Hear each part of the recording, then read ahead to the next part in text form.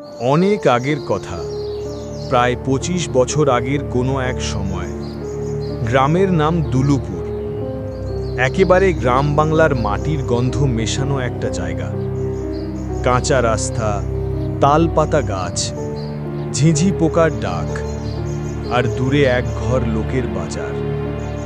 এই গ্রাম থেকে বাজারে যাইতে হইতো জঙ্গলের পাশ দিয়া। আর সেই জঙ্গল একটা রহস্য। জঙ্গলের ঠিক মাঝখানে দাঁড়ায় আছিল এক বিশাল গাছ। লোকজন গাছটার নাম দিছিল সাঁড়া গাছ।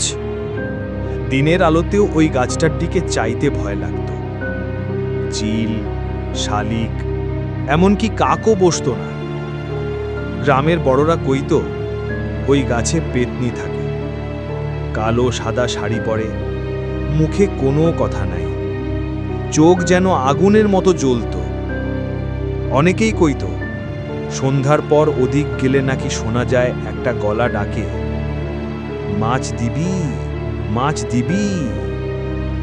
কেউ কইত ওই পেতনি মাছ খায়, কেউ কইত মাছের ছুতা দিয়া মানুষ নেয়। দিনটা ছিল শুক্রবার। চান মিয়া গেছিল হাটে মাছ কিনতে। বিকেলবেলা ফিরতেছিল একা একা। ঝুলাই ছিল রুই আর কই মাছ। জঙ্গলের পাশে আসতেই একটা ঠান্ডা বাতাস বয়ে যায়। চারপাশ থমথমে, গাছের পাতা সরে গেল হালকা হালকা শব্দ। হঠাৎ পেছন থেকে শোনা গেল এক গলা, চান মিয়া, মাছ দিবি। চান মিয়া থেমে যায়, কিন্তু পিছনে তাকায় না। আরো 2 পা আগাতেই থলে টান পড়ে। চোখ বড় করে ঘুরে তাকায়, কেউ নাই। কিন্তু ঠিক সামনেই দাঁড়ায় এক মহিলা। চুলে ঢাকা মুখ, সাদা পাড়ের শাড়ি, চোখ দিয়ে যেন আগুন জ্বলে। সে কইল, মাছ দিবি না তোরে নিমু।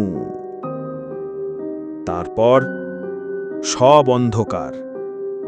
চান মিয়ার ফেরে না। তার বউ রাশিদা কান্নায় ভেঙে পড়ে। পরদিন বিকেলে গ্রামের 7 জন মিলে খুঁজতে যায়। এক একজন হাতে লাঠি, কেহ বা কুড়াল। সারা গাছের কাছে গিয়েই দেখা যায় গাছের গোড়ায় চান মিয়ার থলে। মাছ ঠিকই আছে, কিন্তু একরকম পচা গন্ধ ছড়ায়। তাদের একজন, মজনু, থলে তুলতেই শোনে একটা ফিসফিসানি। গাছের গায়ে ছায়া নড়ে ওঠে। সালাম কাকা বলে, চল চল, এই জায়গায় কিচ্ছু ঠিক নাই। তারা দৌড় দেয়, কিন্তু ঠিক তখনই পেছন দিক থেকে সেই গলা, মাছ দিবি নাকি তোদের ঘাড় মোটকে খাবো। লোকজন পিছনে না তাকায়, পালায় দিক বিদিক। চান মিয়ার আর খোঁজ মেলে না। গ্রামের নিয়ম হয়ে যায়, সন্ধ্যার পর সারা গাছের পাশে যাওয়া মানা, পিছনে তাকানো মানা, আর মাছ থাকলে জঙ্গলের ধারে না যাওয়া।